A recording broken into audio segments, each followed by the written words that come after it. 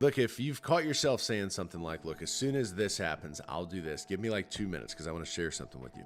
John chapter 5, we learned about a man who had been stuck for a long time, 38 years. 38 years, he couldn't walk.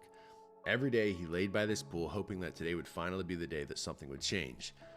People had this belief that once the water was stirred, the first one in would be healed. But here's the problem: he couldn't walk, so he couldn't get there in time.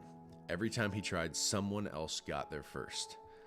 And I think a lot of us can relate to this because we're waiting too. We're waiting for things to change, waiting to get serious about God, waiting for, the money situation to get fixed, or just things in general to get fixed. And we say things like, look, as soon as life slows down, as soon as more money comes in, when I get through this season. But look, that moment never comes.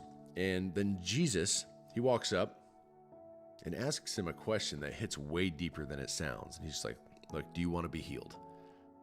And instead of saying yes, the man starts explaining every reason why he can't be healed. Someone always gets there first, or I don't have anyone to help me. And this is where it gets real, because we get so used to waiting that we start building our life around the excuse, and we start justifying the reason that we can't be healed, or the reason that we can't have this thing. Well, it's not because of this, it's because of this. But look, Jesus doesn't argue with him.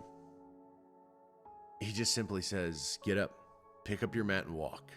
And immediately the man is healed. And here's what I love about this. Healing didn't come from the pool, it came from Jesus. The thing that he thought he needed was never actually the answer. So, look, if you've been feeling stuck, waiting for the right time, the right moment, the right situation, maybe it's not about waiting anymore. Maybe it's just about responding to what Jesus is already telling you to do.